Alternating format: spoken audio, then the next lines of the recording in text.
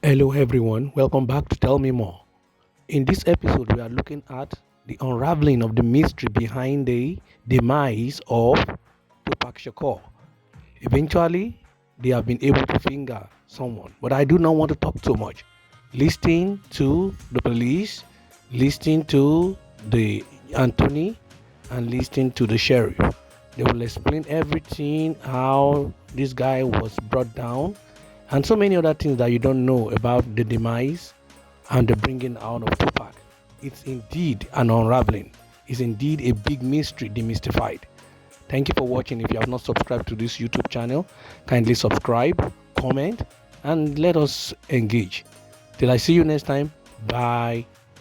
Was arrested this morning by my LVMPD criminal apprehension team, and this investigation started on the night of September 7th, 1996. It is far from over. It has taken countless hours, really decades, of work by the men and women of our homicide section to get to where we are today. Several of those detectives that are standing here with us include Detective Cliff Mogg, the lead detective on this case. He is now retired. While I know there's been many people who did not believe that the murder of Tupac Shakur was important to this police department, I'm here to tell you that was simply not the case. It was not the case back then, and it is not the case today. Our goal at LVMPD has always been to hold those accountable and responsible for Tupac's violent murder accountable. Just like we do for every homicide victim in our city. Every single victim, every life that is lost is important and remains a priority to this police department. As we methodically built this case to move forward with an arrest, it was also important that at the same time, we're building towards a successful prosecution. We work closely with our esteemed district attorney, Steve Wolfson, in his office to ensure that is going to happen. Mr. Davis's own words reinvigorated our case in 2018. I'm going to give you some of those details, and I'm going to introduce to you our homicide lieutenant, Jason Johansson, and he will provide you many of the details on how we got here today. Thank you, Sheriff, and thank you everybody for being here today. My name is Jason Johansson, and I'm the homicide lieutenant with the Las Vegas Metropolitan Police Department. And my goal here today is to walk you through our investigation and what led us to the indictment of Dwayne Davis, also known as Keefy D, for the murder of Tupac Shakur. This case has been reviewed by our homicide team and homicide detectives for over 2.5 decades. And ultimately, our persistence in this investigation has paid off. Let me walk you through a timeline of events that as we know them right now. Prior to September 7th of 1996, as we all know, Tupac Shakur was an artist who was signed with Death Row Records. And that Death Row Records and its CEO, Marion Suge Knight, were closely affiliated with the Mob Piru criminal street gangs, and that they had an ongoing feud with the Southside Compton Crips. Dwayne Davis was the leader and shot caller of the Southside Compton Crips. And both of these gangs operated out of the Southern California area of Compton. On the night of September 7th of 1996, Tupac Shakur, along with Suge Knight and members of their entourage, which include members of Mob Piru, came to Vegas to attend the Mike Tyson fight at the MGM Grand Garden Arena. Members of the Southside Compton Crips, which included Dwayne Davis, along with his nephew Orlando Anderson, were also in attendance at the same event. As both were leaving the fight, members of Death Row Records spotted Orlando Anderson near an elevator bank inside the MGM, and at that time they began to kick and punch him near that elevator bank.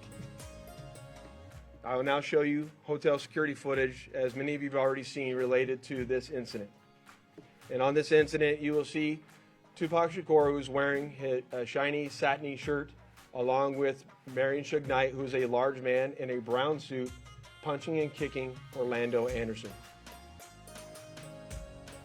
Following this incident, you'll see hotel security intervene, and then they will leave the area of the fight.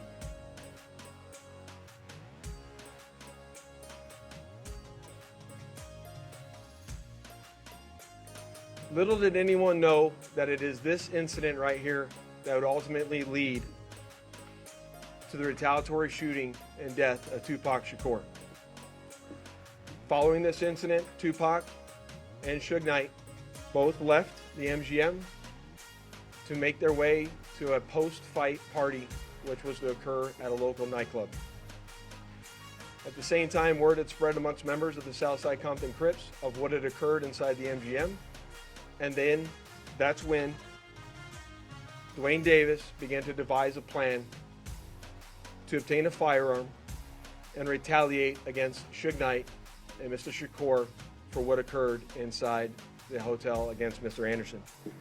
After Davis obtained a gun, he entered into a white Cadillac along with Terrence Brown, DeAndre Smith, and Orlando Anderson. Based on our investigation, this is where we know they were seated. At some point in time, as they were in the white Cadillac, Mr. Davis took the gun that he had obtained and provided it to the passengers in the rear seat of the vehicle. As they were as they were driving west on Flamingo Road near Koval, they had located the black BMW, which was driven by Suge Knight, and then the passenger seat was Tupac Shakur. And as they turned around, they pulled up near the passenger side of that vehicle and immediately began shooting at Mr. Knight and Mr. Shakur. Following that shooting, the white Cadillac fled the area southbound on Koval, and after our officers arrived on scene, Tupac was later transported to the University Medical Center, where he was treated medically and died approximately 6 days later on September 13th.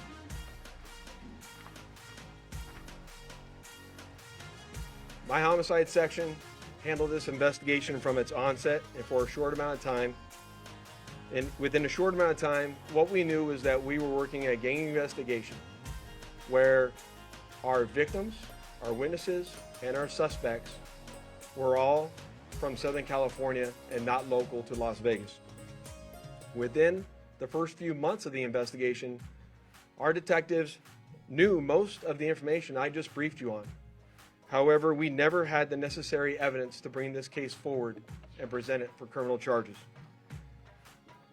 As time went on, this case had been reviewed multiple times by different investigators assigned to my section, but it wasn't until 2018 that this case was reinvigorated as additional information came to light related to this homicide.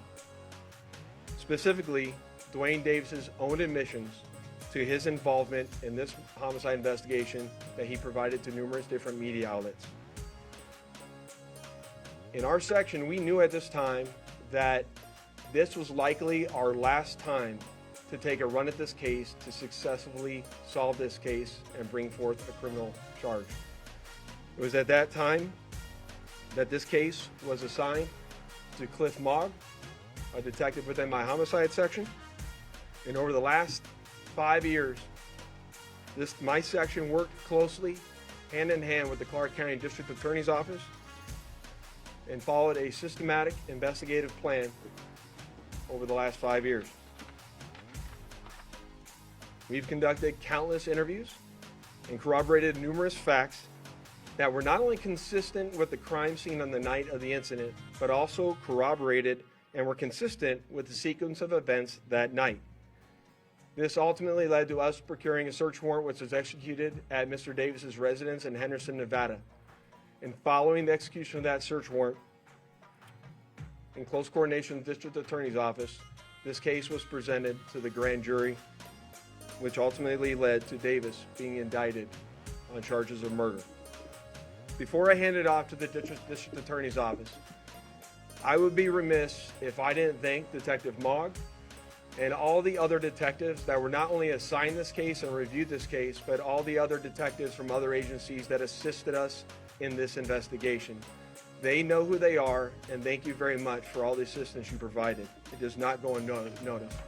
And lastly, one of the most important things, in my opinion, is we need to make this be a reminder that the charge of murder does not have a statute of limitations.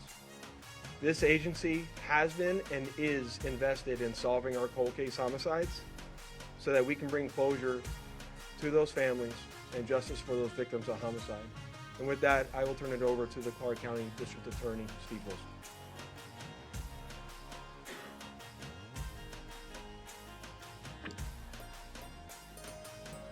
Thank you, Lieutenant Johansson. I appreciate it. Good afternoon. I am the Las Vegas, Clark County District Attorney Steve Wolfson. It has often been said, justice delayed is justice denied.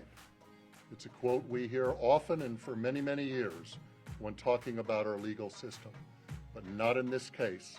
Today, justice will be served in the murder of Tupac Shakur. I'd like to acknowledge the relentless work of the many Las Vegas Metropolitan Police Department homicide detectives. We've mentioned Detective Cliff Mogg many times, and we can't mention his name enough. He is the detective, along with his colleagues, that brought this case here today to you.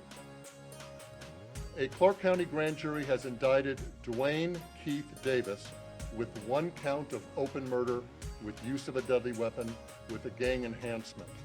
Davis will appear in court in the next few days or so for a hearing to determine his custody status and to set a jury trial date. This grand jury has been receiving evidence for months and has determined there is sufficient evidence to justify the filing of this criminal indictment. I've assigned 2 of my top prosecutors, Mark DiGiacomo and Banu Palal, to prosecute this case. I know a lot of people have been watching and waiting for this day. Tupac Shakur is a music legend, and for a long time, this community and worldwide have been wanting justice for Tupac. Today, we are taking that first step. Tupac was actually quoted as saying, "Death is not the greatest loss in life. The greatest loss is what dies inside while still alive. Never surrender." Well, we didn't surrender thanks to the great work of the Las Vegas Metropolitan Police Department under the leadership of Sheriff Kevin McMahill, Lieutenant Johansson, retired Detective Cliff Mogg. I am proud to announce the return of this document. This is the indictment we've been waiting almost 3 decades for. It spells out the facts and circumstances and what justifies a Clark County grand jury in returning an indictment. Justice will be served. Thank you.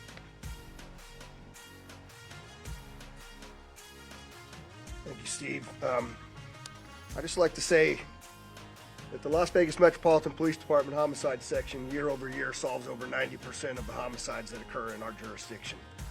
You won't find that anywhere else in the United States. For those family members that have lost somebody that we haven't solved that case, I want you to know, just like in this case, we're not going to give up.